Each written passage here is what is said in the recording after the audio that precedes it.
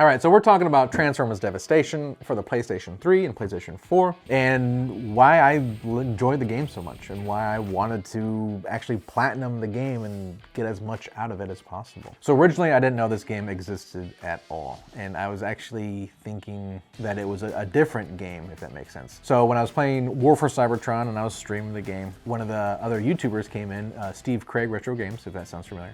And he said something about, hey, you should play Transformers Devastation. And I was like, oh no, I already got that game and it's terrible, it's awful. And I was getting confused with Transformers Battlegrounds, which is arguably a terrible, terrible, terrible game. And he's like, no, this game is actually really good. It's an action game and it plays like Devil May Cry, Bayonetta, because it's made by Platinum Games. And I was just like, wait, what? Platinum Games made a Transformers game? Like, this is insane. Okay, yeah, I want to get this. There was a copy for like 20 bucks, I think on Macari or something like that, and that's about the going price for the PlayStation 3 version. I bought it and started playing it, and I'm like, this is awesome. This game is incredible. So there's three things in Transformers Devastation that really started to get me like hooked into the game, and one was the storyline, another was the combat, and the final one is the music. The storyline, it's simple. It's your Optimus Prime trying to fight off Megatron and, you know, protect the world because Megatron wants to destroy it. He wants to convert it into the new Cybertron, and he's using like Insecticons to do it. And I love the fact too that they went with that art style of the Gen 1. So it's just like, if that's your kind of favorite series, I think playing through the storyline and playing through this game is gonna just be a complete joy for you.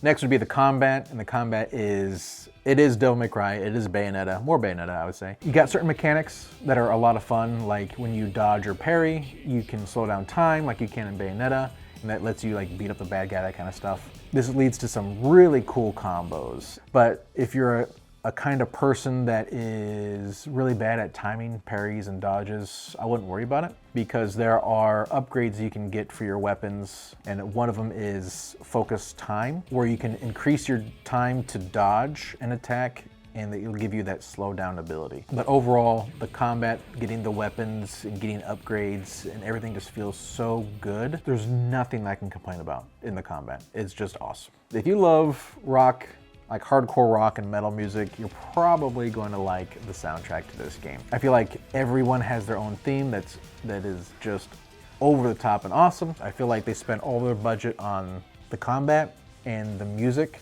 and hiring all the original voice actors. So I realized I wanted to platinum this game on probably my second playthrough when I was playing Bumblebee. You know, I got a couple trophies and I was trying to work my way through, and I knew I was gonna beat the game with every character.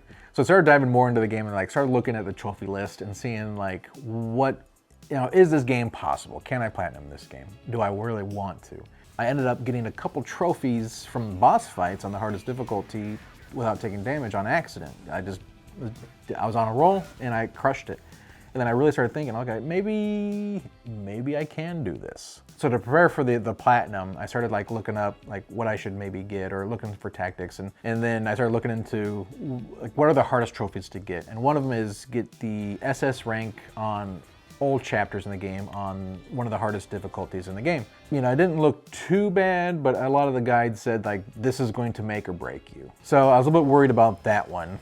But as I was playing through the game and getting gear, getting items, I noticed there's a weapon that I don't really see a lot of people talk about, and it's a stun gun, but it looks like two subwoofers on a pistol. It looks hilarious, but it causes this status effect that gives you 10 points, and on most maps to get your SS rank you need like 500.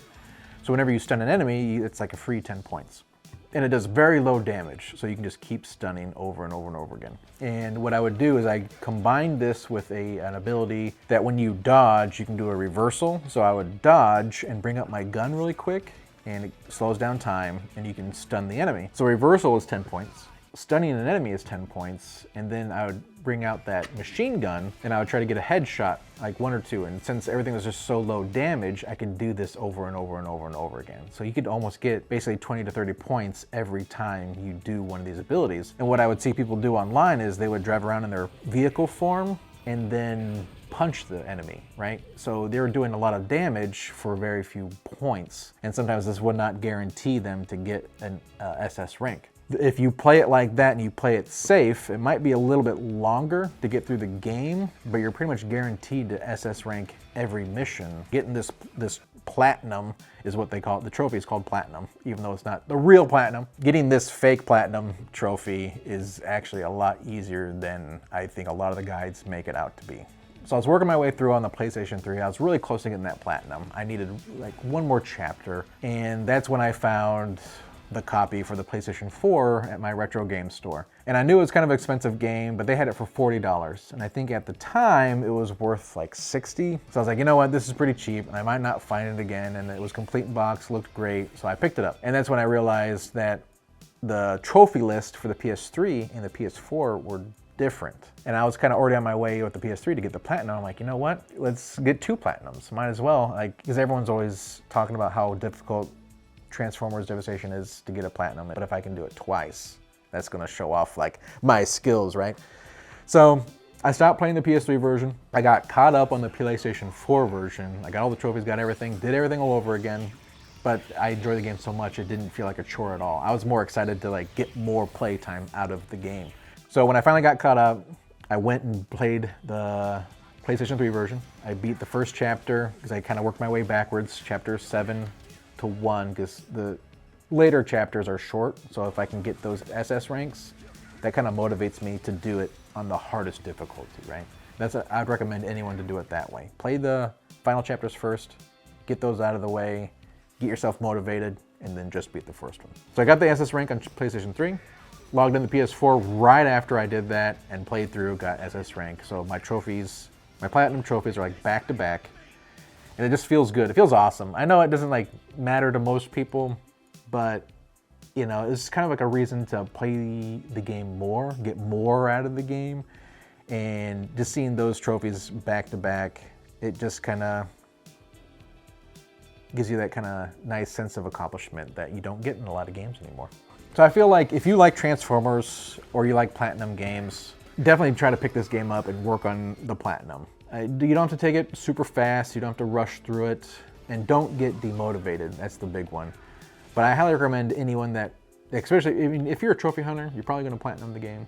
But if you're someone that just enjoys the world of Transformers, going for the platinum could be a way to get the most out of this game. So yeah, I would highly recommend anyone that wants to get the platinum to do it, put in the time, put in the effort, and use the tactics that I talked about. And that'll pretty much guarantee you an SS rank on everything. It's not that difficult. If you're having a hard time with boss fights and taking damage, and you're worried about that, you can just start off at the checkpoint, and it'll put you at the beginning of the boss fight, and then you just beat them. Every time you take a hit, restart the boss fight. That's it. It's super easy. Like, this platinum is honestly very easy, and I don't know why everyone thinks it's more difficult than it is. I don't know. But I recommend you to doing it. I recommend everyone to do it. I think it's awesome. What is your final thoughts? Final thoughts in the game. I love the game.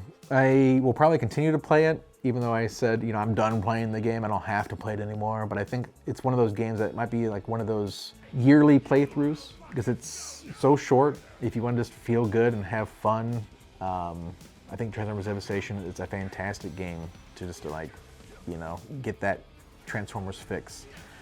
I think my only gripe about the game is that the overworld feels so small. It's very reused. And this is where you can tell, like, they made a AAA game basically with a AA budget. So they took all of their money, they spent it on music, sound effects, the combat, the graphics, the voice actors to come back and play their original roles. And I'm so glad they spent the money and focused on that stuff, because I would rather deal with a smaller, more repetitive overworld than have terrible combat.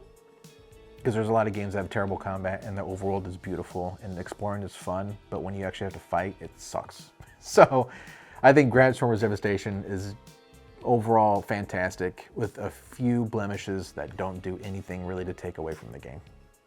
Well, thanks for anyone that listened to this ramble. Like, subscribe, hit the notification bell if you want to see more content like this. Stay safe, stay retro, and I hope you find the games you're looking for. See ya.